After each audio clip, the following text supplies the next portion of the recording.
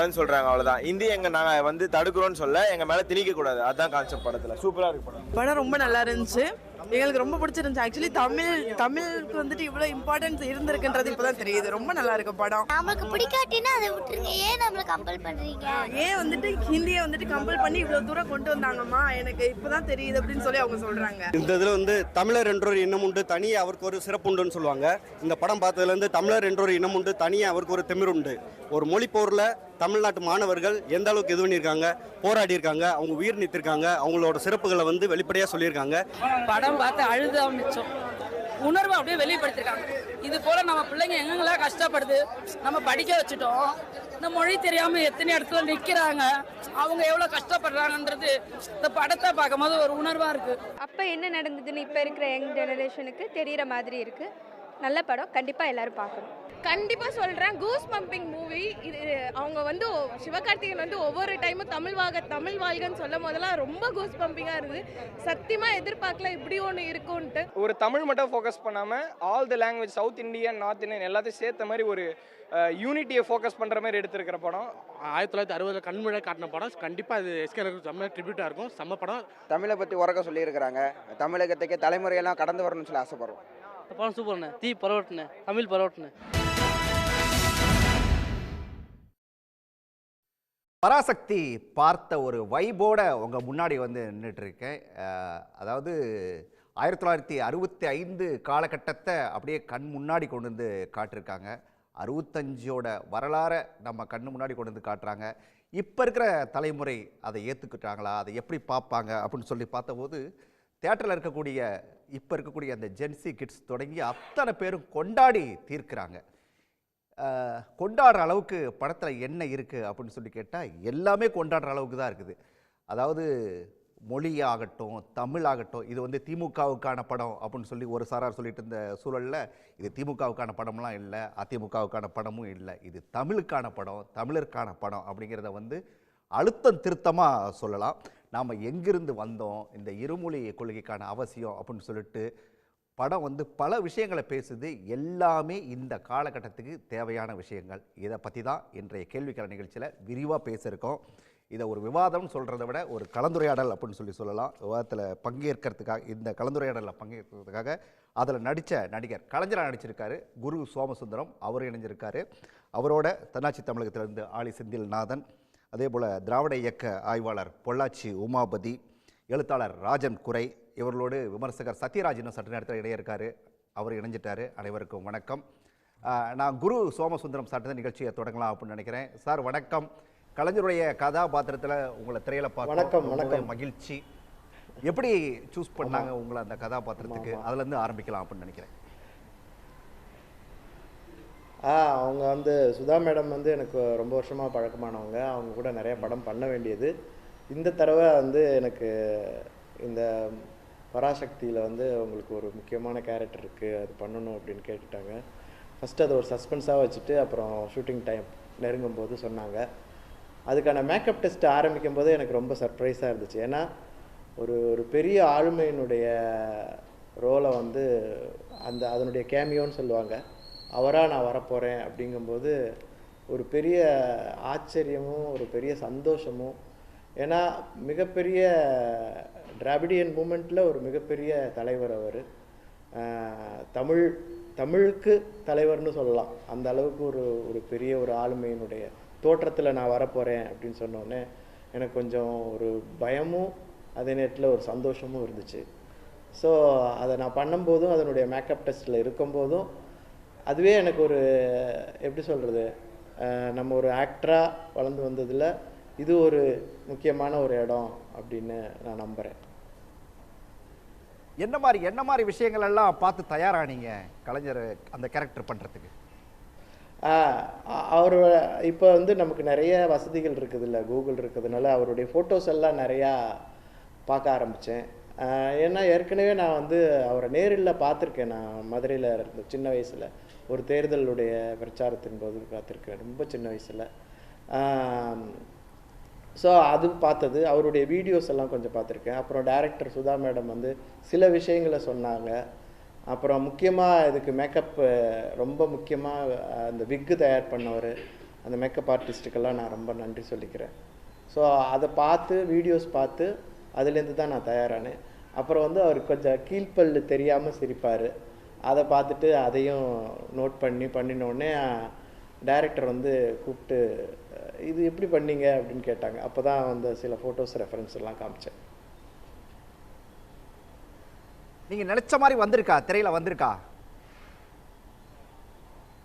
நான் நடிக்கும்போதே வரும்னு எனக்கு நம்பிக்கைப்பட்டிருக்கேன். நான் இன்னும் படம் பார்க்கல, நான் ஒரு வேறு வேலையாக ஊரில் இருக்கிறேன். நான் கண்டிப்பாக நான் இன்றைக்கி நைட்டு இல்லை நாளைக்கு போய் படம் பார்த்துருவேன். நான் அதை நடிக்கும்போதே சரி, அந்த காட்சியில் வந்து எஸ்பெஷலி இலங்கையில் எடுத்தாங்க அந்த காட்சிகள். அதுவும் அந்த பிரிண்டிங் ப்ரெஸ்ஸில் நடக்கிறதுல வந்து இந்த மாதிரி பத்திரிகைகளை நீங்கள் மூடிடலாம் அப்படிங்கிற அந்த டைலாக்லாம் பேசும்போது அந்த பழைய காலத்து பிரிண்டிங் ப்ரெஸ் எப்படி இருக்குமோ அந்த மாதிரி தான் இருந்தது. ஸோ அப்போ நான் சில இடங்களில் இம்ப்ரோவைஸ் பண்ணுறதுக்கு எனக்கு இடம் கொடுத்தாங்க.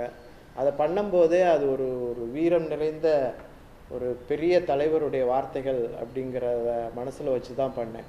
அதில் நாங்கள் மானிட்டரில் பார்க்கும்போது அது ரொம்ப நல்லா வந்தது. இது ஸ்க்ரீனில் வரும்போது இன்னும் ரொம்ப பயங்கரமாக இருக்கும்னு அப்பயே எனக்கு தோணுச்சு சார். இன்னைக்கு தமிழ்நாடே கொண்டாடிட்டு இருக்குது பராசக்தியை. பார்த்தவங்கெல்லாம் என்ன சொன்னாங்க உங்ககிட்ட? ஆமாம் ஆமாம் ஆமாம், ரொம்ப நிறைய மெசேஜ் எனக்கு வாட்ஸ்அப்பில், கலைஞராக வந்திருக்கிறீங்க, ரொம்ப நல்லா இருக்குது, நீங்கள் ரொம்ப அந்த அவருடைய அந்த வேஷத்துக்கு வந்து நிறைய ஒரு உண்மை கொடுத்துருக்கீங்க, ரொம்ப ஒரு வேல்யூ கொடுத்துருக்கீங்க அப்படின்னு சொல்லி நிறைய பேர் எனக்கு மெசேஜ் பாராட்டுதெல்லாம் இருக்கிறாங்க. எனக்கு ரொம்ப சந்தோஷமாக இருக்குது. குரு சார், இந்த படம் ஏன் ரொம்ப முக்கியமானதாக பார்க்கப்படுது? சார் ஒரு ஆஸ் அன் ஆக்டராக நான் எப்படி பார்க்குறேன்னா, மொழி வந்து ரொம்ப ரொம்ப முக்கியம் சார். ஒரு ஒரு சமூகத்திற்காகட்டும், ஒரு நாட்டிற்காகட்டும், ஒரு ஒரு ஒரு மக்களுக்காகட்டும் மொழி வந்து, அதுவும் தாய்மொழி வந்து ரொம்ப ரொம்ப முக்கியம். அது வந்து எப்படின்னா, எப்படி சொல்கிறது, அது வந்து அந்த தாய்க்கொடியை அறுத்து விட்ட மாதிரி ஆயிரும் தாய்மொழி கற்றுக்காத போது. ஸோ மொழி வந்து அவங்களுடைய பரம்பரையோட டச் ஆகுது. இப்போ நான் வந்து இங்கிலீஷ் பேசுகிறேன், வேறு லாங்குவேஜ் பேசுகிறேன், எங்கள் அப்பாவுக்கு அவ்வளோவா பேச தெரியாது, அவருடைய அப்பாவுக்கு சுத்தமாக அப்படி ஒன்று இருக்காதுன்னு தெரியாது. அவங்கெல்லாம் தாய்மொழியிலே தான் பேசியிருப்பாங்க. ஸோ அவங்களுடைய கற்பனையை, அவங்களுடைய பன்மையை நம்ம தொடணும்னா மொழி ரொம்ப ரொம்ப முக்கியமானது. ஒரு ஆக்டராக என்னுடைய படங்கள் பார்த்தாலே தெரியும், ஒரு ஒரு டயலாக்கை சொல்லும் போதே அதில் ஒரு தொனியும் அந்த மொழியினுடைய பவரும் தெரியும். ஸோ அதுவும் தமிழ் மொழி வந்து தொன்மையானது.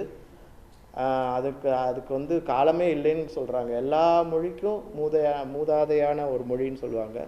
ஸோ அப்படி ஒரு தமிழனாக நான் இருக்கிறதுலையும், தமிழ் எனக்கு தெரியும் அப்படின்னு சொல்கிறதுலையும் நான் பெருமைப்படுறேன்.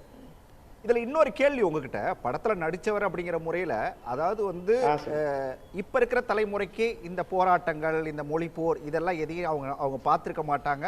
அதிகபட்சமாக புத்தகத்தில் படிச்சிருப்பாங்க. அதுவும் ஒரு குறிப்பிட்ட பேர்கள் தான் படிச்சிருப்பாங்க. அப்படிப்பட்ட இந்த ஜென்சி தலைமுறைக்கும் இந்த படம் ஈஸியாக எளிதில் கடத்தப்பட்டிருக்குது. இதுக்கான காரணமாக நீங்கள் என்னத்தை பார்க்குறீங்க? ஆமாம் சார், அது வந்து நம்ம வெறுமனே நம்ம அதை படிக்காட்டினாலும், எனக்கு சில சமயம் இப்போ வர்ற ஸ்கிரிப்டெல்லாம் வந்து தமிழில் வராது. சில பேருக்கு தமிழ் படிக்க கூட தெரியல. சில பேருக்கு அப்படி படிக்காட்டினாலும் விஷுவல்ஸ் வந்து அவங்க நம்ம உடம்புல வந்து ஃபிசிக்கல் மெமரின்னு சொல்லுவாங்க சார், பாடி மெமரின்னு.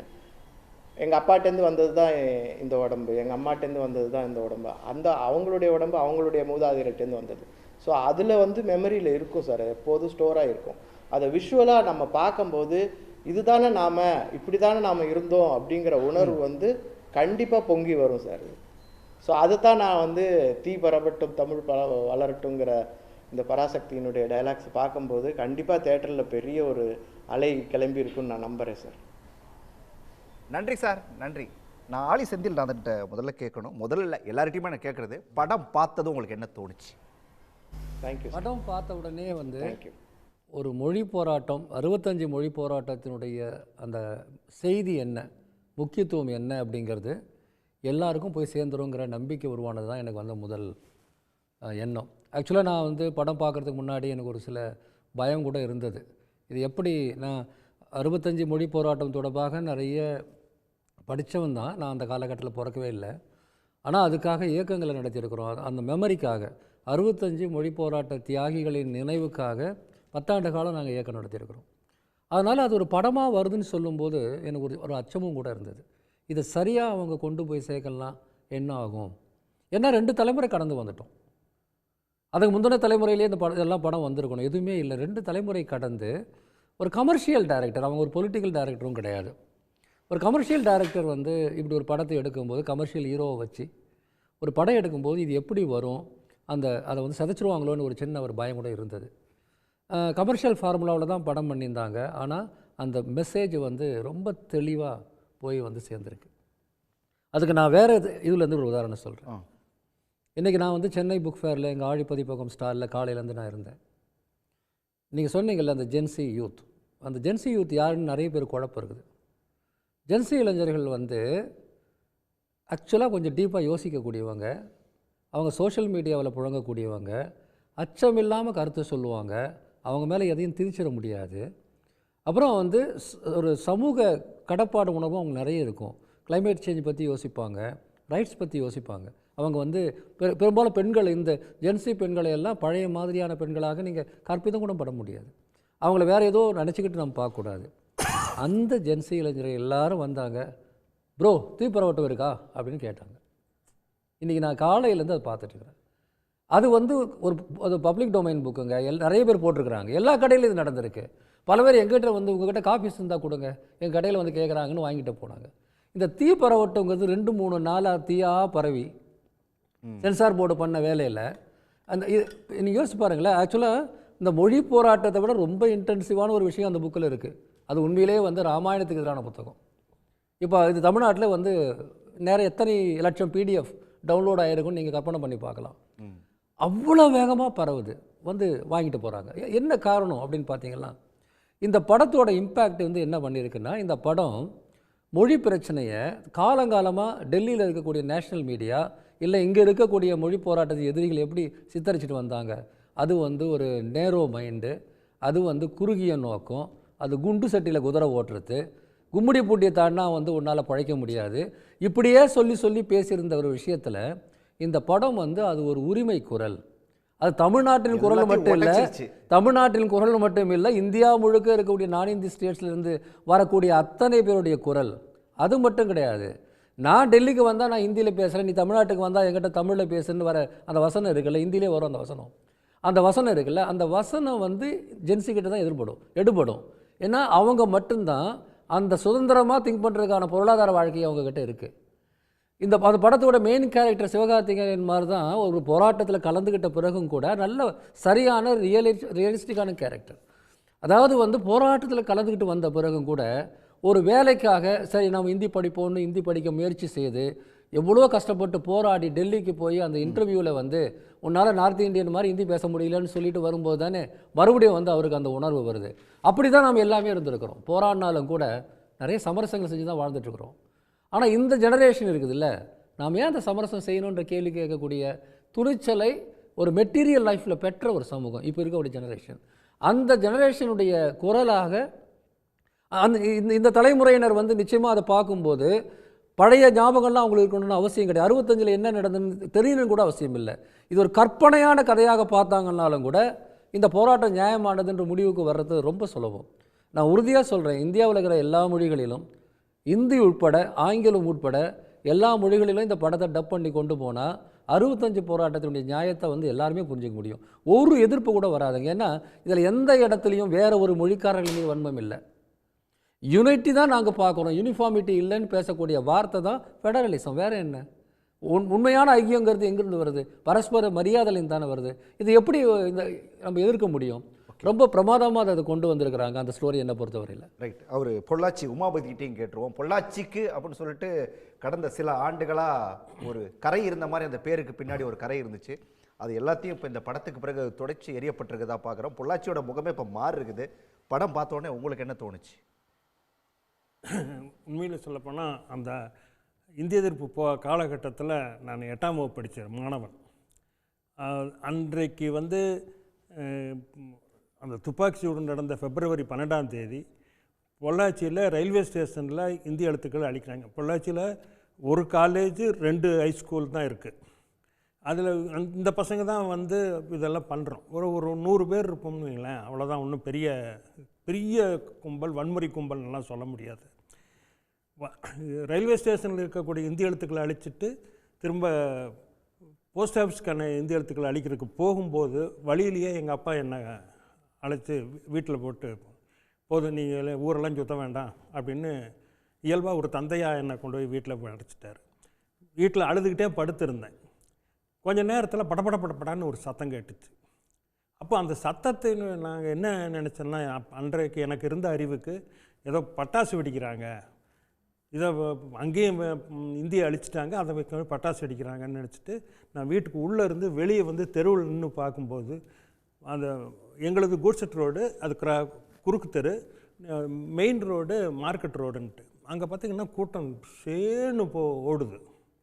ஏன் இப்படி ஓடுறாங்கன்னு அதை பார்க்குறக்குள்ள திரும்பி பார்த்தோம்னா கரும் புகை, எங்கே பார்த்தாலும் கரும் புகை. இல்லை, அந்த வாழும் சாட்சியாக எங்கள் முன்னாடி இன்றைக்கி நீங்கள் உட்காந்துருக்கீங்க. திரையில் நீங்கள் பார்த்துருப்பீங்க, அந்த படத்தை பார்த்துருப்பீங்க, அந்த காலகட்டத்தையும் பார்த்தீங்க. இந்த படம் அதோட அப்படியே ஒத்து போகுதா உங்களுக்கு? அப்படியே ஒவ்வொரு காட்சியும், பல காட்சிகள் வந்து அன்றைக்கு நாங்கள் என்னத்தை பார்த்தோமோ, எதை அனுபவித்தோமோ, எதையெல்லாம் பார்த்து மனம் நொந்தமோ, அந்த காட்சிகள் பலதும் அப்படியே இருக்குது. அந்த அதில் குறிப்பாக சொல்லப்போனால், இது இன்னும் சொல்லப்போனால் இந்திய எதிர்ப்பு போராட்டத்தில் என்னென்ன வடிவங்களில் எங்கெங்கே என்னென்ன பிரச்சனைகள் வந்து எல்லாத்தையுமே ஒரு கதைக்குள்ளே கொண்டு வந்து சேர்த்துருக்காங்க. ஒரு திரைக்கதையாக இவர் சிதம்பரம் அண்ணாமலை யூனிவர்சிட்டியில் மாணவர் ராஜேந்திரன் சுட்டுக் கொல்லப்பட்டதை கொண்டு வந்துட்டாங்க. அதே மாதிரி கீழ்ப்பளவூர் சின்னசாமி, அவர் வந்து பக்தவச்சலத்தினுடைய முதல்வர் பக்தவச்சலத்தினுடைய காலை பிடிச்சிக்கிட்டு எழும்பூர் ரயில் நிலையத்தில் கெஞ்சினார், ஐயா நீங்கள் தான் காப்பாற்ற முடியும், நீங்கள் தான் இந்திய தடுத்து நிறுத்த முடியும், அதுக்கு ஏற்பாடு பண்ணீங்கன்னு அன்றைக்கி சொன்னதை எங்களுக்கு தெரியும். அதை வந்து அப்படியே காட்சியாக்கியிருந்தாங்க. அந்த முடிச்சுட்டு, ஆனால் என்ன, அடுத்த நாள் தான் அவர் வந்து திருச்சியில் தீ வச்சுக்கிட்டார், தன்னை தற்கொலையாக்கினார். அந்த காட்சியை வந்து அது அங்கேயே நடந்த மாதிரி காமிச்சிருக்காங்க. திரைக்கதைக்காக வேண்டி என்ன பண்ணுமோ இருக்காங்க.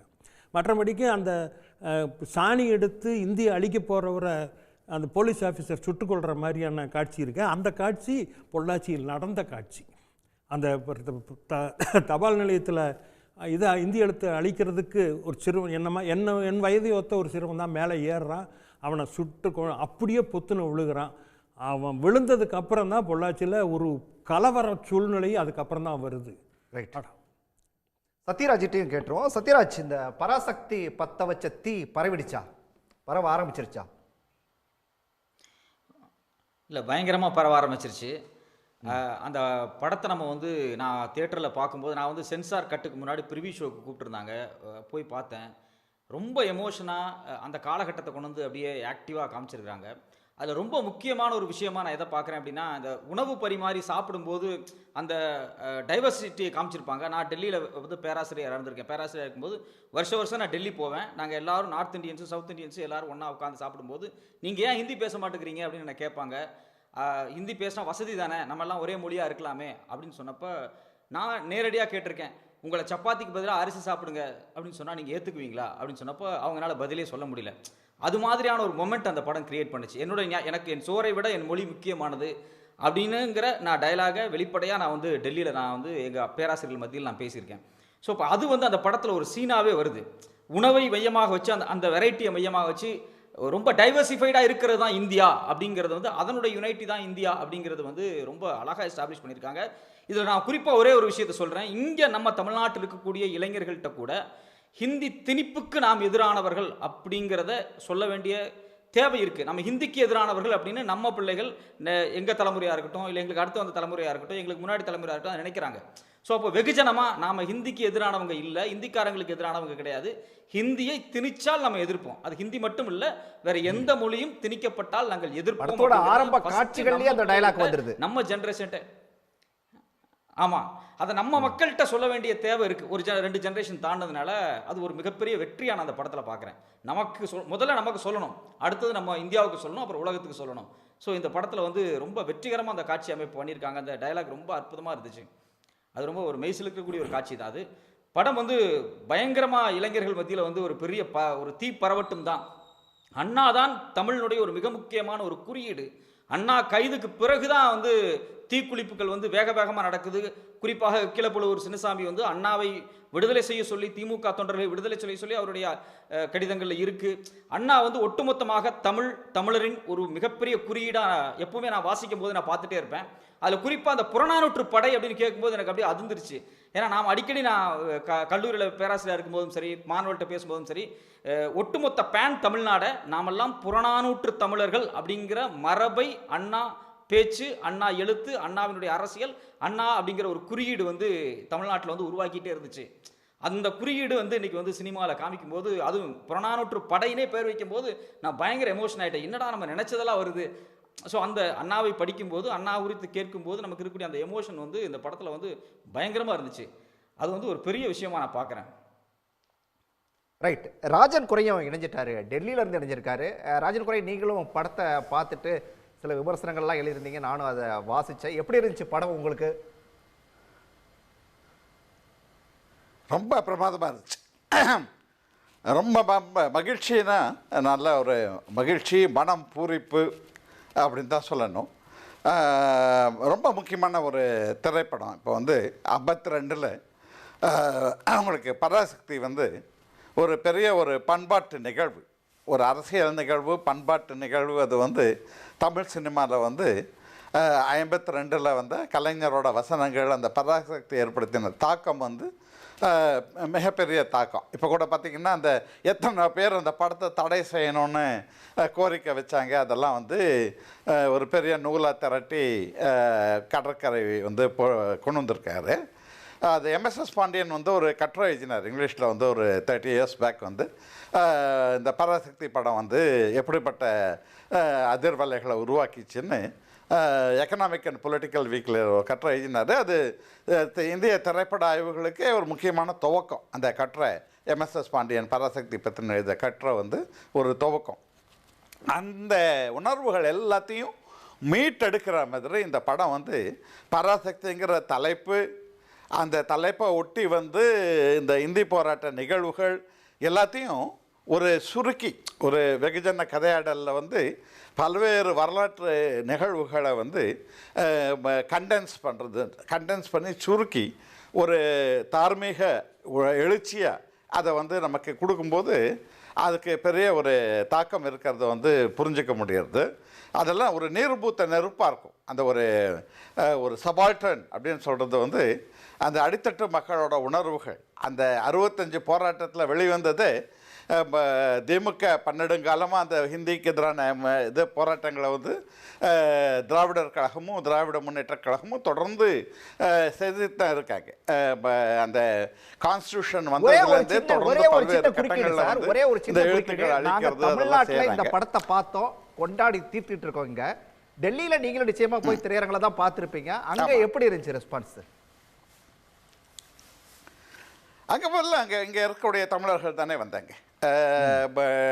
ஒரு நொய்டாவில் வந்து பிவிஆரில் பார்த்தேன் நான். கிட்டத்தட்ட அரங்கு நிரம்பிய காட்சியாக இருந்தது.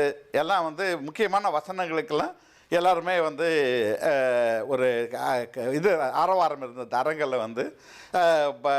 அந்த நீங்கள் சொல்கிறது வந்து யூனிஃபார்மிட்டி, நாங்கள் சொல்கிறது வந்து யூனிட்டி, நாங்களும் யூனிட்டி தான், நீங்கள் வந்து யூனிஃபார்மிட்டியை சொல்கிறீங்கன்னு சொல்லும்போது தியேட்டரில் ஒரு ஆரவாரம் எழுந்தது. அந்த மாதிரி வந்து ஒரு ரசித்து பார்த்தாங்க. அதாவது வந்து எல்லாமே ஃபேமிலியாக வந்திருந்தாங்க, பல இளைஞர்கள் வந்திருந்தாங்க. எல்லோரும் வந்து ஒரு ரசித்து பார்க்குறத வந்து கவனித்தேன் நான்.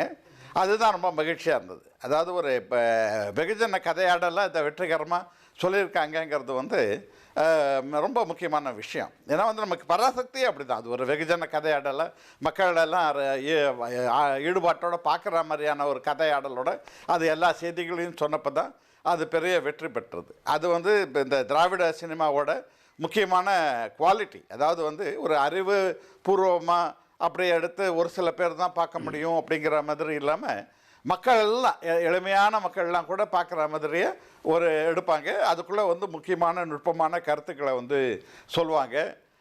இப்போ பார்த்திங்கன்னா ஒரு கொள்கை விளக்க மாதிரி ஒரு வசனம், கோவில்கள் கூடாது என்பதல்ல, கோவில்கள் கொடியவர்களின் கூடாரம் என்று ஆகிவிடக்கூடாது அப்படிங்கிறது வந்து ஒரு வசனம் ரொம்ப ஒரு எதுகை முனையோடு இருக்குது. ஆனால் ஒரு ஆழமான ஒரு தத்துவம். அது வந்து எங்களோட கொள்கை இதுதான். நாங்கள் வந்து கோவில்களுக்கு எதிரானவர்கள் இல்லை, ஆனால் அது கொடியவர்களின் கூடாரம் இருக்கக்கூடாதுங்கும்போது அதுக்குள்ளே நீங்கள் எவ்வளோ வாசிக்கலாம். என்ன இந்த ஆலயம் சம்பந்தமான போராட்டங்கள் இப்போ கூட வந்து இந்து அறநிலையத்துறை அதை அரசுக்கிட்ட இருக்கக்கூடாது, எல்லா விஷயங்களையும் உள்ளடக்கின ஒரு வசனமாக அந்த மாதிரி வந்து ஒரு சினிமாவில் வந்து சொல்கிறது தான் வந்து திராவிட சினிமாவோட முக்கியமான கூறு. இந்த படம் அந்த ஒரு மரபை பின்பற்றி இந்த வரலாறை வந்து ஒரு வெகுஜன சினிமாவாக அதுக்குள்ளே வந்து இவ்வளவு நுட்பமான செய்திகளை வந்து சொல்லியிருக்கிறது வந்து முக்கியமான ஒரு வெற்றி.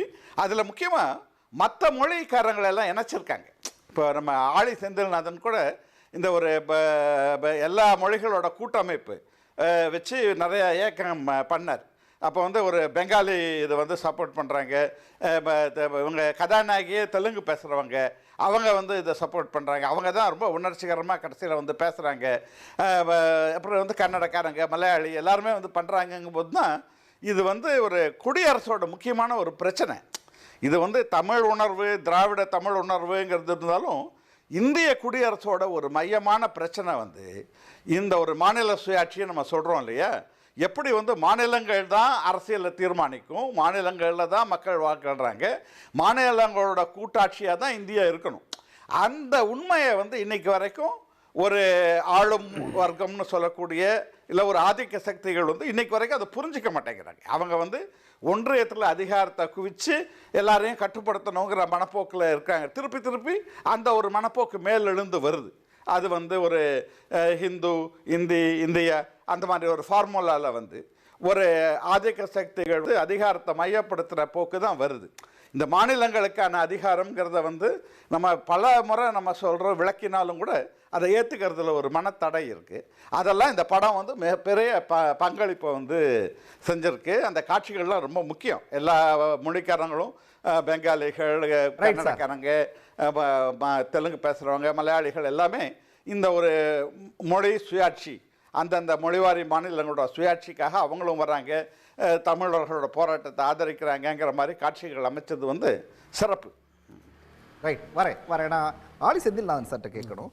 ராஜன் குறை சார் குறிப்பிட்ட ஒரு விஷயத்தை நம்ம முக்கியமாக கவனிக்கணும். 1952 வெளியான அந்த பழைய பராசக்தி தான் வந்து அப்பயே அது வந்து பல பிரச்சனைகளுக்கு இடையில வெளிவந்த படம், தமிழ் சினிமாவுடைய போக்கே மாத்திர படம் அப்படின்னு கூட சொல்லலாம். இப்போ வந்திருக்கக்கூடிய பராசக்தியும் அது போல் என்ன மாற்றத்தை உருவாக்கும்? நேற்று கூட நான் அதை பற்றி பேசியிருந்தேன். ஒரு கருத்து நான் ராஜன் குறை சொன்னதுலேருந்தே தொடங்குறேன். 10 ஆண்டுகளுக்கு முன்னாடி 2015 65 மொழி போராட்டத்தின் 50வது ஆண்டை ஒற்றி சென்னையில் வந்து நாங்கள் ஒரு மொழி உரிமை மாநாடு நடத்தினோம். அந்த மாநாட்டில் தான் வந்து campaign for language equality and rights கிளியர்னு ஒரு அமைப்பு உருவாக்கி அந்த மொழி போராட்ட குரலை இந்தியா முழுக்க பல மாநிலங்களுக்கு எடுத்துக்கிட்டு போனோம். ஒரு படத்தை நீங்கள் எடுக்கும்போது கடந்த காலத்தோட படத்தை நீங்கள் எடுத்தாலும் நிகழ்காலத்தினுடைய தேவைகளோடு அதை பொருத்தணும். கலைஞருடைய பராசக்தி அப்படிங்கிறதுக்கும் அந்த காலகட்டத்து தமிழ்நாட்டினுடைய வாழ்வியல், ஆனால் எதை நோக்கி வந்து தமிழ்நாடு போகணுங்கிற அந்த குரல் இருக்குல்ல, அதில் வந்து பார்த்திங்கன்னா அதில் வந்து தமிழ் இருக்கும், அதில் வந்து திராவிட இயக்க கோட்பாடுகள் இருக்கும், சமூக நீதி இருக்கும், சோஷலிசம் இருக்கும், 2ஆம் உலகப் போர் இருக்கும், உலகத்தினுடைய ஒரு பிரதிபலிப்பு அதில் இருக்கும், உலக போராட்டங்களுடைய பிரதிபலிப்பு அதில் இருக்கும். அதில் ஒவ்வொரு கேரக்டருமே வந்து 52ஓட ரியாலிட்டி இல்லை, அதுக்கு முன்னாடி இருந்த விஷயங்களும் இருக்கும். எதை நோக்கி தமிழ்நாடு போகணுன்றதுக்கான ஒரு கமாவும் கலைஞர் அதில் போட்டிருப்பார். அதனால தான் அது வந்து ஒரு பெரிய திருப்புமுனை. அவர் ராஜன் குறை சுட்டி காட்டியிருந்த எம்எஸ்எஸ் பாண்டியனுடைய இந்த கட்டுரை, EPWவில் வந்த கட்டுரை நானும் படிச்சிருக்கேன். படிக்கும்போதே எனக்கு அவ்வளவு ஆர்வமாக இருந்தது அந்த காலத்தில். இந்த படத்துலேயும் அது இருக்குது. நான் 10 வருஷத்துக்கு முன்னாடி பல மாநிலங்களுக்கு போகும்போது, மொழி உரிமைக்காக போகும்போது அங்கே இருக்கிறவங்க 2 கேள்வி கேட்பாங்க. ஒன்று, நீங்கள் மட்டும் எப்படி தப்பிச்சிங்க இந்த இந்தி திணிப்புலேருந்து, இந்த கதையை சொல்லுங்கன்னு தான் ஆரம்பிப்புவா. எங்கே போனாலும் 65 38 மொழி போராட்டங்களை பற்றி நான் பேசுவேன் அவங்கக்கிட்ட. அப்போ யாராவது ஒருத்தர் சொல்லுவாங்க, அந்த காலகட்டத்தில் எங்கள் ஊர்லேயும் ஒரு போராட்டம் நடந்தது, ஆனால் உங்கள் ஊரில் நடந்த மாதிரி இல்லை, இங்கேயுமே நடந்ததுன்னு சொல்லிட்டு வந்து சொல்லுவாங்க. நான் பெங்காலில் ஒரு முறை போன போது, இந்த போராட்ட நிகழ்ச்சிக்காக போன போது ஒரு 2 வயதான பெங்காலி தோழர்கள் வந்து எங்கிட்ட பழைய நியூஸ் பேப்பர் கிளிப்பிங்ஸை கொண்டு வந்து காமிச்சாங்க. அது 65 மொழி போராட்டம் இங்கே நடக்கும்போது வங்காள செய்தி பத்திரிகைகளில் வந்த செய்திகளோட நியூஸ் கிளிப்பிங்ஸ். அதே போல் வந்து கேரளாவில் அப்புறம் மங்களூரில் 5 பேர் சுட்டுக் கொல்லப்பட்டாங்க. தமிழ்நாட்டில் போராட்டம் நடந்தபோது கர்நாடகத்திலையும் சில இடங்களில் நடந்தது. குறிப்பாக மேங்களூரில் வந்து 5 பேர் சுட்டுக் கொல்லப்பட்டாங்க. அந்த செய்திகளை நான் அங்கே போகும்போது கொங்கணி மொழி பேசக்கூடியவங்களுடைய ஒரு பிரச்சனைக்காக ஒரு நிகழ்ச்சிக்கு போகும்போது எங்கிட்ட கொண்டு வந்து காமிச்சாங்க. அப்புறம் பெங்களூரை மையமாக வச்சு தமிழ் மாணவர்கள் வந்து all India anti Hindi agitation committee போல் ஒன்று உருவாக்க முயற்சி பண்ணியிருக்கிறாங்க. இதெல்லாம் அங்கே போகும்போது தெரியுதுங்க. இந்த படத்தில் காட்டின அந்த காட்சியோட முக்கியத்துவம் என்னென்னா 65 இதை போல் நடந்தது அப்படிங்கிறத சினிமேட்டிக்காக இவங்க வந்து ஒரு மொழியில் கொண்டு வராங்க. ஆனால் அது ஏன் இப்போ செய்யணும்னா இன்றைக்கி அந்த மொழி போராட்டம் இந்தியா முழுக்க பரவி இருக்குது. கர்நாடகத்தில், மகாராஷ்டிராவில், பெங்காலில், பஞ்சாபில், இப்போ ஒரு வருஷத்துக்கு முன்னாடி தானே மகாராஷ்டிராவில் பெரிய போராட்டம் நடந்தது. இந்த போராட்டங்களுக்கு பின்னாடி இருந்து அதற்கான ஒரு இன்டலெக்சுவல் பேஸாக இருக்கக்கூடியவர்கள் இந்த கிளியர் போன்ற அமைப்பை சேர்ந்த தோழர்கள் தான். அவங்க மூலமாக நிறைய தெரிஞ்சுக்கிறோம். அப்போது நம்ம மொழி பிரச்சனையை வந்து பேசும்போது ஏதோ கடந்த காலத்தில் இப்படி நடந்ததுப்பா நீ தெரிஞ்சுக்கோ அப்படின்னு பேசாமல் இன்றைய ரெலவன்ஸ் என்னென்னா, இன்றைய ரெலவன்ஸ் வந்து மொழி பிரச்சனை என்பது வெறுமனே இந்தி திணிப்புக்கு எதிரான பிரச்சனை மட்டும் இல்லை. இந்தியாவில் உள்ள இந்த மொழிவாரி மாநிலங்களின் மொழிகளான தமிழ், தெலுங்கு, மலையாளம், கன்னடம், பெங்காலி இவற்றையும் ஆட்சி மொழியாக ஆக்கணுங்கிற குரல் தான் இப்போ இருக்குது. அந்த குரலுக்கு வலு சேர்க்கணும் இல்லையா? அது ரொம்ப முக்கியமானது. நாம் ஒரு பழைய வரலாற்று சம்பவத்தை திருப்பி சொல்கிறது எவ்வளோ முக்கியமோ அது இன்னுமே பூர்த்தி அடையலையே. 65 மொழி போராட்டத்தில் நம்ம போராடியதில் பெற்ற வெற்றி முக்கியமான வெற்றி. ஆனால் அது முழுமையான வெற்றி இல்லையே. இன்றைக்கும் அந்த பிரச்சனை இருக்குது. இன்றைக்கும் அவர்களால் வந்து டெல்லியோட பார்வை இன்றைக்கும் அதுதான் இருக்குது. இன்றைக்கும் வந்து நீ இந்தி கற்றுக்கிட்டலாம் உனக்கு பணம் கொடுக்க மாட்டேங்கிறான். இன்றைக்கும் எல்லாம் முன்னாடியை விட மிக மோசமான முறையில் எல்லா சட்டங்களுக்கும் எல்லா திட்டங்களுக்கும் இந்தி சமஸ்கிருத பெயரை வச்சு அந்த திருப்பை செஞ்சுட்டு தான் இருக்கிறாங்க. இப்போவும் கூட இந்தியாவின் உள்துறை அமைச்சர் வந்து நீங்கள் இந்தி கற்றுக்கலாம் இந்திய இல்லை அப்படின்ற அந்த எண்ணம் தான் இருக்குது. இப்போவும் அந்த யூனிட்டி அண்ட் யூனிஃபார்மிட்டி சண்டை இருக்குது. சமீபத்தில் உங்களுக்கு தெரியும், மதிப்புக்குரிய நாடாளுமன்ற உறுப்பினர் கனிமொழி அவர்கள் வந்து ஸ்பெயினுக்கு போயிருந்தாங்க. இந்திய அரசாங்கத்தினுடைய ஒரு கமிட்டி, இன்டர்நேஷ்னல் கமிட்டி விஷயத்தை போயிருந்த போது அவங்கக்கிட்ட இந்த கேள்வி கேட்டாங்க, what is a national language of India அப்படின்னு அங்கே இருக்கிற ஒருத்தர் வந்து கேட்குறாங்க. அவங்க ரொம்ப அழகாக அதுக்கு பதில் சொன்னாங்களே. கொஞ்சம் நேரம் அமைதியாக, ஒரு செகண்ட் அமைதியாக இருந்துட்டு யூனிட்டி அண்ட் டைவர்சிட்டி ஆஃப் இந்தியான்னு பதில் சொன்னாங்க. அப்போ இந்த கேள்வி இன்றைக்கி வரலும் இருக்குது. இன்றைக்கி வரலும் திமுகவை துரத்துது, இன்றைக்கி வரலும் தமிழ்நாட்டை துரத்துது. நாங்கள் இந்த 10 வருஷத்தில் அந்த அமைப்பில் என்ன பார்த்தோம்னா இது எல்லாருடைய பிரச்சனை. இன்னும் சொல்ல போனால் அவங்க சொன்னது தான், நீங்கள் மட்டும் தப்பிச்சிட்டீங்க, ஆனால் பெங்களூரில் கன்னடம் அழிக்கப்படுகிறது, மும்பையில் மகாராஷ்டிராவில் வந்து மராத்தி மொழியை கிட்டத்தட்ட அழிச்சிட்டாங்க, அங்கே மராத்திக்கு இடமே இல்லை. ஒரு காலத்தில் உலகத்தின் புகழ்பெற்ற சினிமா இண்டஸ்ட்ரியாக இருந்த பெங்கால் சினிமா இண்டஸ்ட்ரி அழிக்கப்பட்டு கொல்கத்தாவில் வங்காள திரைப்படத்தை கூட அங்கே வந்து திரையிட முடியல. இதுவில் பஞ்சாபில் இதுவில் என்ன சொல்கிறது, மன்னிக்கிறேன் அந்த நகரத்துக்கு போக மாட்டேன், பஞ்சாபில் பார்த்தீங்கன்னா நான் ஒரு நகரத்துக்கு போயிருந்தேன். அந்த இடத்துல வந்து நகரத்தின் வளர்ச்சிக்காக வந்து போராடிய விவசாயிகள் வந்து மொழி போராட்டத்துக்கு வந்தாங்க. சண்டிகரில் நகரத்தின் வளர்ச்சிக்கு போகிறான்னு விவசாயிகள் மொழி பிரச்சனைக்கு என்ன தொடர்பு இருக்குது கேட்டோம்னா அவங்கெல்லாம் பஞ்சாபிகள். ஸ்கூலுக்கு போனால் பஞ்சாபி மொழி சொல்லி தர மாட்டேன், ஹிந்தி தான் படிக்கணும் நீ, ஏன்னா சண்டிகர் வந்து யூனியன் டெரிட்டரியாக இருக்குன்னு சொல்லிட்டு அவங்க மேலே திணிக்கிறான். அப்போ இந்த பிரச்சனை இந்தியா முழுக்க இருக்குதுன்னு சொன்னால் சொல்யூஷனும் இந்தியா முழுக்க தானே வரணும். அதுக்கு வந்து ஒரு அற்புதமான ஒரு பணியை வந்து இந்த படம் பண்ணியிருக்கு. எனக்கு ரொம்ப பிடிச்ச விஷயம் என்னென்னா, கடந்த காலத்தை வந்து அழகாக காட்டினது மட்டும் இல்லை, இன்றைய தலைமுறையினருக்கு அந்த கதையை சொன்னது மட்டும் இல்லை, இந்தியா முழுக்க இருக்கக்கூடிய மொழி போராட்டத்தில் ஈடுபடக்கூடியவங்களுக்கும் ஒரு அருமையான ஒரு ஆயுதமாக இந்த படம் கிடைச்சிருக்கு நான் நம்புகிறேன். உங்களுக்கு என்ன ரொம்ப பிடிச்சது இந்த படத்தில்? அதாவது இது வரைக்கும் உலக அளவில் பல்வேறு போராட்டங்கள், அதாவது 2ஆம் உலகப் போர், வட வியட்நாம், வியட்நாம் போர், இது எல்லாம் வந்துக்கிட்டு அந்தந்த மொழிகளில் படமாக்கியிருக்காங்க. இங்கே தமிழர்களை நம்ம எடுத்துட்டோம்னா சுதந்திர போராட்டத்தில் வீரமணி கட்டபொம்மனையும் கப்பலொட்டி தமிழினையும் தவிர நம்ம குறிப்பிட்ட ஒரு போராட்டத்தை நம்ம திரைப்படம் ஆக்குனதில்லை. ஆனால் இந்த படத்தை பண்ணியிருக்காங்க. பண்ணினது மட்டும் இல்லை, இதை தொடக்கத்திலேயே வந்து ஒரு ரயிலுக்கு தீ வைக்கிற அந்த சம்பவத்திலேருந்து அந்த கொஞ்சம் தடுமாறி இருந்தால் கூட இது ஒரு டாக்குமெண்ட்ரி மாதிரி போயிருக்கும். ஆமாம், அது இல்லாமல் முழுக்க அந்த ஒரு டெம்போ முதல்ல எடுத்தோம்னா அது அந்த சேரனுடைய முன்னிலையில் வந்து பார்க்க ஆரம்பித்தோம், திரும்ப சாயவே இல்லை. இடையில வந்து காதல் காட்சி வருது, இதெல்லாம் வர்ற மாதிரி இருக்குது. ஆனால் எல்லாம் கதையோடு ஒட்டி வர்ற மாதிரியும் இது பண்ணி எல்லா நிகழ்ச்சிகளையும் உள்ளடக்கி மிகச்சிறப்பாக, அதுவும் கடைசி வரைக்கும் அந்த டெம்போவை மெயின்டைன் பண்ணி கொண்டு போயிருக்காங்க. இதில் அந்த அண்ணன் சொன்ன மாதிரி அனைத்து மொழிகளையும் சேர்ந்தவங்க இருக்காங்க அப்படிங்கிறத சொல்லும்போது அதில் குறிப்பாக தெலுங்கு கதாநாயகி தெலுங்கு பேசுகிறவளாக இருப்பாங்க. இதில் நம்ம மொழி போராட்டத்தில் பெரும்பாலும் இதில் வந்து ஈடுபட்டவங்கள பார்த்திங்கன்னா இவர் சீனிவாசன்லேருந்து காமராஜரை எதிர்த்து நின்று வெற்றி பெற்ற மாணவர் தலைவர் சீனிவாசன்லேருந்து அண்ணன் வைகோலிருந்து இன்னும் கோவை ராமகிருஷ்ணன்லேருந்து எல்லாருமே தெலுங்கு தாய்மொழியாக கொண்டவங்க தான். ஆனால் அவர்கள் தமிழுக்காக உயிரையும் கொடுக்க துணிந்தவர்களாக அவங்கள வந்து களத்தில் செயல்பட்டிருக்காங்க. ஆக இந்த மொழி சிறுபான்மையாக உள்ளுக்குள்ளே நாம் என்ன பேசுகிறோங்கிறதுங்கிறது அல்லாமல் தமிழுக்கு உயிரை கொடுப்பதற்கும் தயாராக இருந்தவர்கள் இருந்திருக்காங்க. அதை வந்து இந்த படம் சிறப்பாக சித்தரித்து காமிச்சிருக்கு. அதர்வா கேரக்டர்லாம் வேற லெவலாக இருந்துச்சு. அற்புதங்க, அற்புதம். அதாவது அந்த இதில் வந்து அதில் அண்ணாவினுடைய போக்கத்தான் அப்படி கொண்டு வந்து அப்படி அழகாக காமிச்சிருக்காங்க. அதாவது மாணவர்கள் வந்து போராட்டம், அவங்க வன்முறை, அதை அடிக்கணும், உதைக்கணும், தீய வைக்கணும் அப்படிங்கிற மாதிரியான மனப்பான்மையில் இருந்தப்போ வரலாறு படைக்கணும் அப்படின்னு சொல்ல நேரத்தில் ஒரு வரி வந்தது, குறுக்கிட மன்னிக்கும். சிவகார்த்திகேயன் சொல்லுவார், டே இந்த அண்ணா சொல்றதையும் கொஞ்சம் கேளுடா அப்படின்னு. அது ரொம்ப அழகா இருந்தது, ரொம்ப நேச்சுரலா. அதே தான் சொல்ல வந்தேன். அதாவது அந்த இதில் அவங்க என்ன காரணம்னா, சின்னசாமி 64 தீ குளிக்கிறார். அதுக்கப்புறம் 65 அதே நாளில் ஜனவரி 25ஆம் தேதி இவர் சிவலிங்கம், கோடம்பாக்கம் சிவலிங்கம், விருகம்பாக்கம் அரங்கநாதன்னு பரவுது. ஒவ்வொருத்தராக தீ குளிக்கிறாங்க, நஞ்சருந்தி சாகுறாங்க, துப்பாக்கி சூடு நடக்குது, இழப்புக்கள் அதிகமாக போகிற நேரத்தில் அண்ணா பொறுப்பேற்கிறார். விடுங்கப்பா, இது நான் பொறுப்பேற்றுக்கிறேன், நாங்கள் பார்த்துக்குறோம், நீங்கள் போய் படிங்க.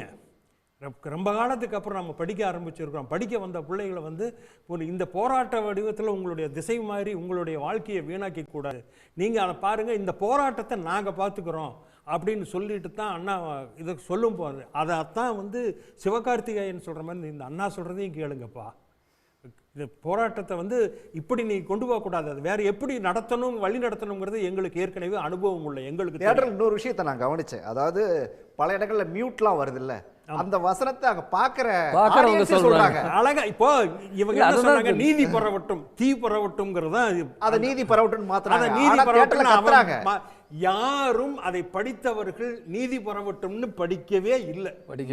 தீ பரவட்டும்னு தான் எடுத்தாங்க. ஒரு அண்ணன் சொன்ன மாதிரி வீடு இதில் வந்து புக் ஃபேரில் தீ பரவட்டும் கொடுன்னு கேட்டு வாங்குற அளவுக்கு அந்த செய்தி பரவி இருக்குது. இந்த செய்தி எந்த செய்தி பரவணுமோ அந்த செய்தி மிகச்சரியா பரவி இருக்கு. சென்சாருக்கு முன்னாடி பார்த்த சத்யராஜ்கிட்ட கேட்போம், நீங்க அந்த சென்சாருக்கு முன்னாடி பார்த்ததுல இப்போ வந்து நிறைய கட் பண்ணிருக்காங்க, சில விஷயங்கள்லாம் தூக்கியிருக்காங்க, அதோட வீரியம் ஏதாவது குறைஞ்சிருக்கும் அப்படின்னு நினைக்கிறீங்களா? இல்லை, குறைஞ்சிருக்காது. அதனோட படத்தோட ஒன்றி போகும்போது இவங்க கட் பண்ண சில இடங்கள் வந்து அந்த எமோஷனை எலிவேட் பண்ணி கொண்டு நிறுத்தக்கூடிய இடமா இருக்கும். அந்த சொற்களோ சில காட்சிகள், குறிப்பாக நான் வந்து இந்த மாணவர் வந்து சுடப்படும் போது, அதாவது சாணி எடுத்து போஸ்ட் ஆஃபீஸில் வந்து அழிக்கும் போது சுடப்படுற காட்சிகளில் சில விஷயங்களை கட் பண்ணுறான்னு சொல்லியிருக்காங்க. அது மட்டும் இல்லாமல் அந்த வயலன்ஸ், பொள்ளாச்சி வயலன்ஸில் நிறைய விஷயத்தை கட் பண்ணியிருக்காங்க. அந்த 4 வயது குழந்தைய சுடுற விஷயத்தை வந்து அந்த குழந்தை விழுந்து மரணம் அடைகிறதெல்லாம் கட் பண்ணுறதுக்காக சொல்லியிருக்காங்க. பட் இருந்தாலும் அது வந்து ஒரு முக்கியமான பாயிண்டாக தான் நான் பார்க்குறேன். அந்த அந்த சீனை வந்து மொத்தமாக கலெக்ட் பண்ணி ஒரு எலிவேட் பண்ணி நிற்க வைக்கக்கூடிய இடத்த அவங்க வந்து கட் பண்ணியிருக்கிறாங்க தான். பட் இருந்தாலும் இது கண்டிப்பாக நல்லா கம்யூனிகேட் ஆகிருக்கும். அவங்களுடைய முயற்சியை தாண்டி, அதாவது அவங்க வந்து எப்படியாவது மட்டுப்படுத்தணும்னு நினச்சிருக்கலாம் சென்சார் போர்டு. பட் இருந்தாலும் அதையும் தாண்டி ஒரு உணர்வு வந்து நல்லா கடத்தி கொண்டு போயிருக்குது சீனை. குறிப்பாக கடைசியில் அண்ணாவுடைய சீன்ஸில் சில வசனங்களை வந்து திருத்தினதாக சொன்னாங்க. அது வந்து எனக்கு ரொம்ப, நாங்கள் பார்க்கும்போது அந்த லாஸ்ட் சீனை பார்க்கும்போது தமிழவனுடைய வரி எனக்கு ஞாபகம் வந்துச்சு. தமிழ் மொழி 2000 ஆண்டுகளாக அரியணை ஏறுவதற்கு அண்ணாதுரைக்காக காத்திருந்ததுன்னு ஒரு வரி அவர் சொல்லுவார். அது எனக்கு ரொம்ப எமோஷனாக கனெக்ட் ஆச்சு.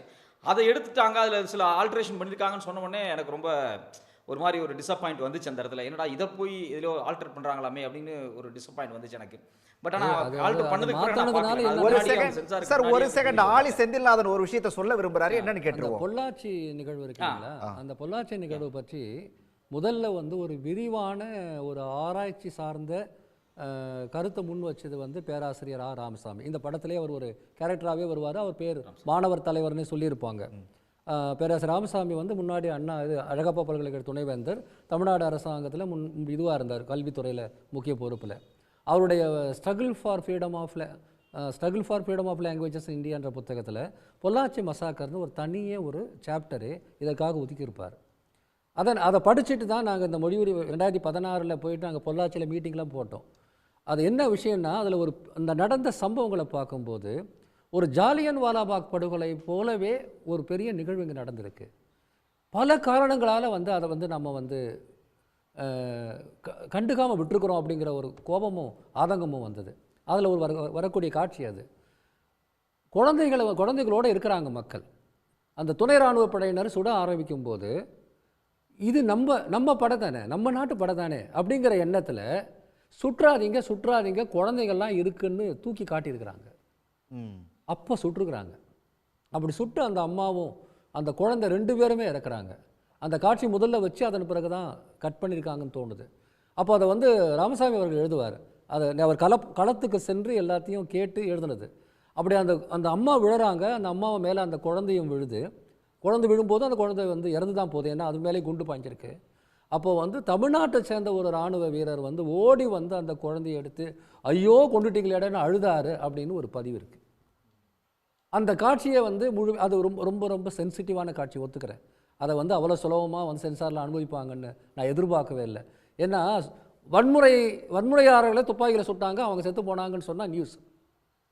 சாதாரண மக்களை சுட்டாங்க அப்படின்னு சொல்லும்போது கூட காமனாக எவ்வளோ இடத்துல சுட்டிருக்காங்க, இராணுவம் அதுதானே பண்ணியிருக்கான் அப்படின்னு கடந்து போயிடலாம். ஆனால் அந்த காட்சி இருக்குது பாருங்கள், அது நீங்கள் அதை படிக்கும்போது அந்த பயங்கர அதிர்ச்சியாக இருக்கும். அதை முயற்சி செய்திருக்காங்க, ஆனால் சென்சாரால் அது சரியாக வரல. 2014 பொள்ளாச்சியில் ஐயாவோட ஊரில் நாங்கள் ஒரு இந்த நிகழ்ச்சியின் வாயிலாக நான் தமிழ்நாட்டு அரசுக்கு கூட இதை ஒரு கோரிக்கையாக வைக்கிறேன். பொள்ளாச்சியில் 2016 நாங்கள் ஒரு நிகழ்ச்சி நடத்தி இந்த விஷயங்கள்லாம் பேசின போது அந்த ஊரில் இருக்க பல பேர் பழைய நினைவுகளோடு கும்பல் பேசினாங்க. இதெல்லாம் நடந்துங்க ஐயா, எதுவும் பதிவு பண்ணலை, எதுவும் செய்யலைன்னு. அவங்க எல்லாரும் மனசுலேயும் ஒரு எண்ணம் இருக்குதுங்க, இந்த தியாகிகளுக்கு பொள்ளாச்சியில் ஒரு பெரிய நினைவகம் கட்டணும்னு. அது இன்றைக்கி வரலையும் நிறைவேறாமல் இருக்குது. நாங்கள் 2 வருஷம் அதுக்காக முயற்சி எடுத்தோம். அனைத்து கட்சி கூட்டமாகவே போட்டு எல்லாம் செய்யணும்னு எடுத்தோம். அப்புறம் பல காரணங்களால் அது தள்ளி போயிடுச்சு அப்போது. ஆனால் இப்போ நான் கேட்டுக்கிறேன், பொள்ளாச்சி நிகழ்வுங்கிறது நவீன தமிழ்நாட்டு வரலாற்றில் ஒரு மிக மிக சோகமான ஒரு சம்பவம். நினைவுகளை நம்ம ரொம்ப காலமாக சரியாக போற்றாமல் போயிட்டோம். ராஜன் குறை எதை குறிக்கிறார் என்னன்னு அதை செய்யணும்னு நான் நினைக்கிறேன். ரைட், ராஜன் குறை சார், அந்த பழைய பராசக்தியை பற்றி நம்ம பேசணும் இல்லையா? நீங்க பழைய பராசக்தியில அந்த வசனங்கள் எவ்வளவு வீரியமிக்கதா இருந்துச்சோ அதே போல இதுல அந்த வசனங்களுக்கான முக்கியத்துவங்கிறது ரொம்ப அதிகமா இருந்துச்சு. அதை கவனிச்சிங்களா? இல்லை நான் முதல்ல இவர் ஆழி செந்தில்நாதன் சொன்ன கோரிக்கையை ஆதரித்து சொல்லணும்னு நினச்சேன். ஏன்னா நானுமே பொள்ளாச்சியில் தான் இப்போ வாழ்கிறேன். அதாவது இங்கே பணி நிமித்தமாக டெல்லியில் இருந்தாலும் பொள்ளாச்சி தான் இப்போ என்னோடய ஊர். நாங்கள் இந்த ரூல் ஆஃப் த காமனர்னு ஒரு புக்கு ஒரு 3 வருஷத்துக்கு முன்னாடி எழுதினோம். இந்த திமுகவோட 18 ஆண்டு கால வரலாறு rule of the commoner, the formations of the political DMK and the formations of the பொலிட்டிக்கல்னு ஒரு நூல் எழுதினோம். அதில் இந்த இந்தி போராட்ட தகவல் அவர் ராமசாமி ஐயாவோட ரூலை படிச்சுட்டு நாங்களும் பொள்ளாச்சியில் நிறையா பேர்கிட்ட பேசினோம். இப்போ நிறையா ஒரு ஓரல் ஹிஸ்ட்ரின்னு சொல்கிறது, அதாவது வாய்மொழி வரலாறு, அது சொல்லி பல தலைமுறைகள் சொல்லி அப்படி சொன்னாங்க, இப்படி நடந்துச்சு அப்படி நடந்துச்சுன்னு ஒரு வாய்மொழி வரலாறு அந்த பொள்ளாச்சி சம்பவம் பற்றி பரவலாக இருக்குது. அது ரொம்ப முக்கியமான ஒரு நிகழ்வு. அது ஜாலியன் வாலாபாக் மாதிரி அவர் சொன்னார். அதே மாதிரி இந்த பேட்டில் ஷிப் பொட்டம்கின் பார்த்தீங்கன்னா அந்த ஐசன்ஸ்டைனோட புகழ்பெற்ற படம் அது. அந்த ஒடேசா நகரத்தில் அந்த மாலுமிகள் போராட்டம், அதை தொடர்ந்து இராணுவம் அந்த மக்களை சுடுற காட்சி உலக சினிமா வரலாற்றிலேயே ரொம்ப புகழ்பெற்ற காட்சி. அந்த ஒடேசா ஸ்டெப்ஸ் அப்படிங்கிற அந்த ஐசன்ஸ்டைன் படத்தோட காட்சி. அந்த மாதிரி இந்த பொள்ளாச்சி சம்பவம் பொள்ளாச்சி, கூடலூர் எல்லாம் நடந்த அமைதியான சிறு நகரங்களில் பெரும் வெடிப்பாக இந்த நிகழ்ச்சிகள் நடந்திருக்கு. அது நம்மளால் வந்து முழுக்க இப்போ வந்து வரலாறை வந்து எடுக்க முடியாது. ஏன்னா வந்து அதுக்கான தரவுகள் இல்லை. அது எங்கே போய் தேட முடியும்னு தெரியல. அது ரொம்ப மர்மமான முறையில் அந்த ஒரு 2 வார ஊரடங்கில் வந்து எல்லாம் புதஞ்சு போயிருக்கு. அந்த தரவுகள் வந்து எடுக்க முடியுமான்னு தெரியாது. ஆனால் ஒரு வாய்மொழி கதையாடலை, ஒரு வீரியமிக்க கதையாடல் வந்து அங்கே இருக்குது. அந்த பொள்ளாச்சி நிகழ்வை ஒட்டினது. அதனால் அங்கே நிச்சயமாக ஆளி சிந்தனன் சொன்ன மாதிரி ஒரு நினைவு மண்டபம் வந்து கண்டிப்பாக செய்யணும். செஞ்சு அதை வந்து ஒரு குறிப்பிடத்தக்க ஒரு மெமோரியல், ஒரு நினைவு மண்டபம் வந்து சிறப்பான முறையில் அமைக்கிறது வந்து அந்த மக்களுக்கு சேர ஒரு நியாயம். ஒட்டுமொத்தமாக அந்த ஒரு தமிழ்நாட்டோட 65 தியாகங்களுக்கு வந்து ஒரு நல்ல ஒரு சின்னங்களை வந்து அங்கே பொள்ளாச்சியில் அவசியம் ஏற்படுத்தணும் தான் நானும் நினைக்கிறேன். இந்த படம் வசனங்களை பற்றி கொஞ்சம் பொள்ளாச்சியை மையப்படுத்தி செஞ்சதில் எனக்கும் ரொம்ப மகிழ்ச்சி. படத்தில் இருக்கக்கூடிய இந்த கூர்மையான வசனங்களை பற்றி கொஞ்சம் சொல்லலாமே. இல்லை, வசனங்கள் ரொம்ப சிறப்பாக இருக்குது. இப்போது அந்த நீங்கள் அந்த கடைசியில் அவங்க கதாநாயகி வந்து அந்த மொழிங்கிறது எவ்வளோ முக்கியம்னு பேசுவாங்க. அவங்களே வந்து அந்த ரேடியோ அலைவரிசையை வந்து அவங்களே இது பண்ணி அதை வந்து ஒரு கமெண்ட்ரி மாதிரி சொல்லுவாங்க. அந்த பொள்ளாச்சி சம்பவம் நடந்தப்போ அதுக்கு ஒரு கமெண்ட்ரி சொல்லுவாங்க. அந்த மொழி உணர்வு எவ்வளோ முக்கியம்னு பேசுவாங்க. ரொம்ப அருமையான, ரொம்ப ஷார்ப்பாக, ரொம்ப ஆழமான கருத்துக்களை வந்து எளிய மொழியில் வந்து அதை வந்து அவங்க வந்து சொல்லுவாங்க. அது வந்து இன்றைக்கி ஒரு பெரிய கண்ட்ரிபியூஷன் நினைக்கிறேன். ஏன்னா இது வந்து இப்போ புரிஞ்சுக்காமையே தான் இருக்குது. ஹிந்தி படித்தா என்ன வேலை கிடைக்கிற மாதிரி ரொம்ப கொச்சையான புரிதல் இருக்குது. அப்படி இல்லை அது. அதாவது வந்து மக்களோட தன்னுணர்வு, கூட்டு தன்னுணர்வுன்னு ஒன்று இருக்குது. இப்போ ஒவ்வொரு மனுஷனுக்கும் ஒரு நனவு இருக்குது. எல்லாருக்கும் சேர்ந்து ஒரு நனவு எதில் இருக்கும்? மொழியில் தான் இருக்கும். புறநானூற்று படைன்னு சொல்லும்போது புறநானூறு என்ன? அது இந்த பண்பாடு, தமிழ் மொழியோட ஒரு கருவூலம். அது ஒரு பண்பாட்டு விழுமியம். அதுதான் மொழியில் தானே இது இருக்கும். திருக்குறள் இருக்குது, கன்னியாகுமரியில் அவ்வளோ பெரிய சிலையை வச்சுருக்கோம். அது நம்ம மொழியோட பெரிய சுரங்கம் இல்லையா? அது பண்பாட்டு சுரங்கம். அது எதில் இருக்குது? மொழியில் தான் இருக்கும். ஸோ அந்த மொழிங்கிறது எவ்வளோ முக்கியம் மானோட வாழ்க்கைக்கு. அது ஏதோ சாதாரணமாக ஏதோ வந்து ஒரு அரசியல்னோ ஒரு வசதி அது மட்டும் இல்லை. நம்மளுடைய கூட்டு தன்னுணர்வு, தமிழர்கள்ங்கிற தன்னுணர்வு வந்து அதுதான் நம்மளுக்கு ஒரு ஆற்றலை கொடுக்கும். இன்றைக்கி தமிழ்நாடு வளர்ந்துருக்கு, பொருளாதாரத்தில் வளர்ந்துருக்கு, ஜிடிபியில் இந்தியாவிலே முதல் இடத்துல இருக்குன்னா நீங்கள் அது இந்தி போராட்டத்துலேருந்து பிரித்து பார்க்கவே முடியாது. இந்த இந்தி திணிப்புக்கு எதிரான போராட்டம் கொடுத்த தன்னுணர்வு தான் தமிழ்நாட்டை வந்து ஒரு உந்து சக்தியாக, அந்த தன்னுணர்வில் வந்து ஒரு உந்து சக்தியாக மாற்றுது. எப்படி மாற்றுது? ஆசிரியர்களுக்கு ஒரு உத்வேகம், அவங்க மாணவர்களுக்கு நல்லா போதிக்கிறாங்க. மாணவர்களுக்கு ஒரு உத்வேகம், அவங்க படிக்கிறாங்க. எல்லாருக்கும் ஒரு நம்ம முன்னுக்கு வரணும், நம்ம நாடு முன்னேறணுங்கிற ஒரு உந்து உணர்ச்சி வருது. அப்படி வரும்போது தான் வந்து பரவலாக ஒரு சமூகம் வந்து தகவல் அமைச்சுக்கிட்டு வருது. இப்போ எப்படி வந்து இங்கே இந்திய சுதந்திர போரும் அது ஏற்படுத்திய ஒரு மனநிலை, அதனோட நினைவுகள் வந்து இந்தியாவுக்கான ஒரு உந்து சக்தியாக இருக்கோ, அதே மாதிரி தானே ஒவ்வொரு மாநிலத்தோட உணர்வுக்கும் அந்தந்த மொழி சார்ந்த அந்தந்த பண்பாடு சார்ந்த நிகழ்வுகள் தானே மக்களை வந்து ஒரு சமூகமாக முன்னேற்ற முடியும். ஸோ அந்த மாதிரி இதை புரிஞ்சுட்டா தான் இந்தியாவோட ஒரு குடியரசாக இந்தியாவோட வளர்ச்சிங்கிறது மாநிலங்களோட வளர்ச்சியாக தான் இருக்க முடியும். அந்த மாநிலங்களோட வளர்ச்சிங்கிறது அந்தந்த மொழி சார்ந்த தன்னுணர்வோட வளர்ச்சியாக தான் இருக்க முடியும். அது வந்து இந்த வசனங்கள் வந்து ரொம்ப அருமையாக கேப்சர் பண்ணியிருக்கேன். நான் என்னால் வசனங்களை மனப்பாடமாக சொல்ல முடியாது, நேற்று இரவு தான் பார்த்தேன். ஆனால் நீங்கள் கவனிச்சிங்கன்னா அந்த பல்வேறு சமயங்களில் அவங்க மொழியை பற்றி விளக்கும்போது மிக அழகான வார்த்தைகளை வந்து பயன்படுத்தியிருக்காங்க. இன்றைக்கி அது என்னன்னு புரிகிற மாதிரி அதை வந்து செய்திருக்காங்க. அது வந்து பெரிய பங்களிப்பு, இந்த படத்தோட பங்களிப்பு. வசனம் யார் எழுதினாங்களோ அவங்களுக்கு என்னோட மிக பாராட்டுக்கள். அவர் ஆராமசாமியோடையும் கலந்து பேசி தான் செய்திருக்காங்க.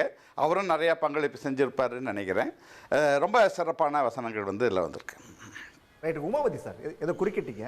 அந்த மொழி உணர்வு அப்படிங்கிற ஒரு விஷயத்த சொன்னார்ல, அது இந்த தலைமுறைக்கு இந்த படம் மூலம் கடத்தப்பட்டிருக்கும் அப்படின்னு நினைக்கிறீங்களா? அது கடத்தப்பட்டிருக்கு. இதில் முக்கியமாக ஆழிச்சந்திரன் சார் சொன்னதையும் ராஜன் குரேஷ் சார் சொன்னதும் அங்கே வந்து ஒரு நினைவு மண்டபம் எடுக்கணும் அப்படின்னு சொல்ல வராங்க. அதுக்கான முயற்சிகள் பெருமளவுக்கு எடுக்கப்பட்டு இப்போ பொள்ளாச்சி நகராட்சியினுடைய தலைவரும் மற்ற உறுப்பினர்களுமா வந்து அங்கே அது வந்து கோவை சாலை, உடுமலை சாலை, பாலக்காடு சாலைன்னு இந்த 3 சாலைகளும் சந்திக்கின்ற இடத்துல அங்கே இருக்குது. ஆனால் அந்த பாதையில் மையத்தில் போலீஸ் பீட் இருக்கிற அந்த இடத்துல வைக்கலாம் அப்படின்னு பெருமளவுக்கு முயற்சி எடுத்துறாங்க. அந்த இடத்துல வைக்கக்கூடாதுன்னு சொன்னதுனால பக்கத்தில் முன்னால் கேர்ள்ஸ் ஸ்கூலில் இருந்து அந்த இடத்துல வைக்கிறதுக்கான முயற்சிகள் எடுத்திருக்காங்க. அங்கே நினைவு தூண் வைக்கிறாங்க. சார் சொல்கிற மாதிரி நினைவு மண்டபம்னா வேற எங்காவது வைக்க முடியும். பக்கத்தில் அந்த வரலாறை சொல்லக்கூடிய வருஷத்துக்கு ஒரு முறை நாம் போய் பார்க்கக்கூடிய பிப்ரவரி 12ஆம் தேதி தமிழ்நாட்டு மக்களே எல்லாருமே கூட போயிட்டு அந்த நினைவகத்தில் வந்து ஒரு 5 நான் பல இடங்களில் இதை பார்த்துருக்கேங்க. இப்போ நான் போன வருஷம் வந்து மாஸ்கோ போயிருந்தேன் ஒரு புக் ஃபேருக்காக. அங்கே வந்து அந்த செஞ்சதுக்கத்துக்கு பக்கத்தில் பெயர் இல்லாத வீரனின் நினைவகம்னு ஒன்று இருக்குது. நான் போய் பார்க்கும்போது நான் பொள்ளாச்சியில் பேசின விஷயங்கள் ஞாபகம் வந்தது. அதாவது 2ஆம் உலகப் போரில் இறந்து போன வீரர்களுக்கான ஒரு கூட்டு நினைவகம் அது. அந்த வீரனுக்கு எந்த பேரும் இல்லை, எல்லா வீரர்களுக்குமானது. எந்தெந்த நகரங்களில் இறந்து போனாங்க, மாஸ்கோவில், லெனின்கிராடில், ஸ்டாலின்கிராடில், செவஸ்தோபோலில் அப்படின்னு சும்மா ஊர் பேர்களை வந்து பெட்டி மாதிரி அடுக்கிட்டு அந்த நினைவகத்துக்கு வரிசையாக க்யூவில் நின்று போடுறாங்க. நாம் அது தாங்க செய்யணும். பொள்ளாச்சி, உடுமலைப்பேட்டை, அது வேலூர், மதுரை, சிதம்பரம், சென்னை, திருப்பூர், குமாரபாளையம் அப்படின்னு எல்லா ஊரில் இருக்கிறவங்களுக்கும் பொள்ளாச்சியில் நினைவகம். அது பொள்ளாச்சிக்கு மட்டும் இல்லை, அது 65க்கு மட்டும் இல்லை, 38க்கும் சேர்த்து தான் சொல்கிறேன். எல்லா மொழி போராளிகளுக்கும் சென்னையிலே இன்னொரு பெரிய நினைவகம் வேணும். இப்போ மூலக்கொத்தளத்தில் இருக்கிற நினைவகம் வந்து நிச்சயமாக போதாது. அது சரியாக பயன்படுத்தப்படவும் இல்லை, பேணப்படவும் இல்லை. அந்த இடத்துல அதை செய்யவும் முடியாது. சென்னையிலேயே மிகச்சிறந்த ஒரு மொழிப்போர் தியாகிகளுக்கான நினைவகம் வேணும். பொள்ளாச்சியில் நிச்சயமாக வந்து அது அந்த நம்ம ஊனோடும் உயிரோடும் கலந்துருக்கிற நினைவுகளை வந்து மறக்காமல் இருக்கணும்னா அந்த கதையை ஒரு நடுத்தெருவில் இல்லை ரோடு சந்திப்பில் வைக்கிறது இல்லை. நான் சொல்கிறது ஒரு இடமாக போயிட்டு அதை வந்து பார்க்க முடியணும். அந்த கதை அங்கே வரையப்பட்டிருக்கணும். அது ஒரு நவீன மியூசியமாக கூட இருக்கலாம். அந்த மாதிரியான பாடல்கள் எப்படி வந்து யூதர்கள் உலகம் முழுக்க ஆலோகோஸ்ட் மியூசியங்கள் வச்சுருக்கிறாங்களோ, எப்படி பல இடங்களில் இந்த போர் மியூசியங்கள், நீங்கள் அமெரிக்காவில் போனீங்கன்னா ஆப்ரஹாம் லிங்கனை பார்க்கலாம், அல்லது வந்து இப்படி பல விஷயங்கள் இருக்குது. அதை போன்ற ஒரு மாடர்ன் மியூசியமாக கூட அது இருக்கலாம், நினைவாகமாக இருக்கலாம். அதற்கான காலம் மட்டும் இல்லை, அதை செய்யணுங்கிற மனப்பான்மை உடைய சமூக தலைமுறையாக நம்ம மாறி இருக்கிறோம். இதுக்கு முன்னாடி நமக்கு அதை பற்றி சிந்தனை இல்லாமல் இருக்கலாம் பல காரணங்களால். இங்கே நீங்கள் இங்கே கோடம்பாக்கத்தில் வந்து இப்போ ஒரு பக்கம் சும்மா சந்தில் போகும்போது பார்த்தீங்கன்னா ஒரு நினைவகம் இருக்கும், ஒரு சின்ன கல் மாதிரி வச்சுருப்பாங்க. அதெல்லாம் அந்த காலகட்டத்தில் அவங்க முடிச்சுட்டாங்க, பரவாயில்லை. இன்றைக்கி நம்ம வளர்ந்துருக்கிறோம் இல்லை, இந்த ஜிடிபிக்கு ஏற்ற மாதிரி நம்ம யோசிக்கலாமே, இந்த ஜிஎஸ்டிபிக்கு ஏற்ற மாதிரி, இந்த வளர்ச்சிக்கு ஏற்ற மாதிரி, $1 trillion கனவுக்கு ஏற்ற மாதிரி நாம் ஏன் ஒரு நினைவகத்தை வந்து இல்லை அந்த மாதிரி அந்த மாதிரியான ஒரு நினைவிடத்தை இங்கே கீழ்ப்பளவூர் சின்னசாமியினுடைய ஊரில் கீழ்ப்பளவூரில் ஒரு நினைவு மண்டபத்தில் ஒரு பெரிய மண்டபமும் கூடிய ஒரு அருமையான இது ஏற்பாடு செஞ்சுருக்காங்க. அதை அமைச்சர் சிவசங்கர் முன்னிலையில் இருந்து அதை மிகச்சிறப்பாக அதை இது பண்ணிட்டு இருக்கிறாங்க. சத்யராஜ்கிட்ட நான் கேட்கணும், இதை வந்து திமுகவுக்கான படம் அப்படின்னு சொல்லி சில பேர் சொல்லிட்டு இருக்காங்க. ஆனால் படம் பார்த்த யாரும் அப்படி சொல்ல மாட்டாங்க, பார்க்காதவங்க வெளியில் அந்த விஷயத்த சொல்லிட்டு இருக்காங்க. அதை எப்படி நாம் எடுத்துக்கிறது சத்யராஜ்? இல்லை, மொழி போராட்டம் வந்து ரெண்டுமே, ஒரு பக்கம் திமுக வந்து பேரலாக சில வேலைகளை செஞ்சுட்டே தான் இருந்தாங்க தொடர்ச்சியாக. 1937 67 வரைக்கும் இந்த 30 ஆண்டு காலமும் திமுக ஒரு வேலை செஞ்சுட்டே இருந்தாங்க. ஆனால் இந்த படத்தில் பார்த்தீங்கன்னா பூரா மாணவர்களுக்காக. மாணவர்கள் என்ன பண்ணாங்க, மாணவர்களுக்கு திமுகவின் மேலே இன்ஃப்ளூயன்ஸ் இருந்துச்சு, திமுகவின் மேலே விருப்பம் இருந்துச்சு, அண்ணாவின் மேலே விருப்பம் இருந்துச்சு, கலைஞர் மேலே விருப்பம் இருந்துச்சு, அதெல்லாம் இருக்குது. பட் ஆனால் இது வந்து முழுக்க மாணவர் போராட்டை மையமாக வைத்து அந்த படத்தை எடுத்துருக்காங்க. இதை வந்து இது அரசியலுக்காக ஒரு கட்சி சார்பாக அப்படியெல்லாம் எடுக்கலை. என்னை பொறுத்த வரைக்கும் அப்படி எடுத்தாலுமே தப்பு இல்லைன்னு நான் சொல்கிறேன். ஏன்னா நீங்கள் மொழி போராட்டத்தை வாசித்து பார்க்கும்போது ரெண்டுமே பேரலாக இருக்கும். திமுக வரலாறை ஒட்டி தான் மொழி போராட்ட வரலாறு இருக்கும். ஸோ அதனால் வந்து இந்த படத்தை ரொம்ப கவனமாக கட்சி சார்போடு பேசக்கூடிய ஆட்கள் வந்து அஜெண்டாவோட பேசுகிறாங்க. பட் இந்த படத்தை ரொம்ப கவனமாக எடுத்துருக்காங்க, மாணவர்கள்ட்ட போய் சேரன்னு எடுத்துருக்காங்க. குறிப்பாக இது மாணவர்கள் நடத்திய ஒரு போராட்டம் அப்படிங்கிறத எஸ்டாப்ளிஷாக சொல்லிட்டாங்க, ரொம்ப பர்ஃபெக்டாக சொல்லியிருக்காங்க. இதில் அரசியல்லாம் கட்சி சார்ந்த அரசியலோ இல்லை மற்ற தேர்தல் சார்ந்த அரசியலோ அதெல்லாம் எதுவுமே கலக்கல, ரொம்ப பர்ஃபெக்டாக சொல்லியிருக்காங்க. அதில் நான் இன்னொரு விஷயம் நிறைவுக்கு வந்துட்டோம். 4 பேர்கிட்ட ஒரே ஒரு கேள்விதான், ஒவ்வொரு வரியில பதில் சொல்லுங்க. பராசக்தியை ஏன் போய் பார்க்கணும்? நாம் இன்றைய வளர்ச்சிக்கு அடித்தளம் எது அப்படின்னு சொன்னால் 65 மொழி போராட்டம். பல அடித்தளங்கள் இருக்குது. அதில் மிக மிக முக்கியமாக ஒரு அடித்தளம் இந்தியாவினுடைய மொழிக் கொள்கையை மாற்றிய அடித்தளம். பல காரணங்களால் இதுவரையில் பேசாத விஷயமாக இருந்தால் இன்றைக்கி போய் பார்த்து நம்ம புரிஞ்சுக்கலாம்.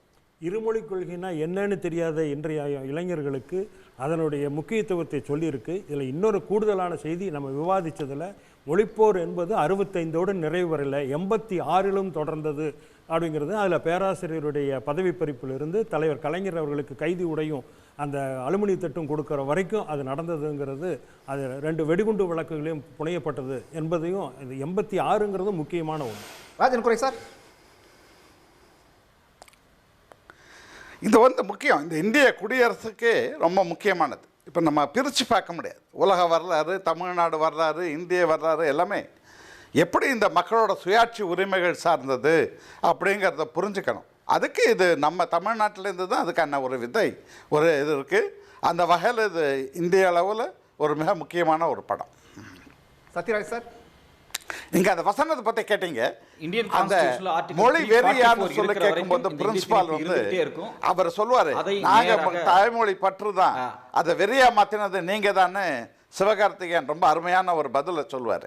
இந்த திணிப்பு தான் அது மாதிரி வந்து மாற்றுதே தவிர, இல்லாட்டா அவங்க மொழியை நேசிக்கிறதுங்கிறது இயல்பான பற்று. ரைட் சத்யராஜ். ஆர்டிகல் 344 இருக்கிற வரைக்கும் மொழி திணிப்பு இருந்து கொண்டே இருக்கும். அது வரைக்கும் இது மாதிரியான எழுச்சியான விஷயங்கள் வந்து தமிழர்கள்ட்ட தொடர்ச்சியாக உரையாடப்பட்டு கொண்டே இருக்கணும். அது ஒட்டுமொத்த இந்தியாவை பாதுகாக்கும் அப்படிங்கிறது தான் என்னுடைய கருத்து. நன்றி சார், நன்றி. விவாதத்தில் பங்கேற்ற அனைவருக்கும் நன்றி. மீண்டும் ஒரு நிகழ்ச்சியில் சந்திக்கலாம் நேர்களே. நன்றி, வணக்கம். தீ பரவட்டும். உடனுக்குடன் செய்திகளை தெரிந்து கொள்ள சன் நியூஸ் பெல் ஐகானை கிளிக் பண்ணுங்க.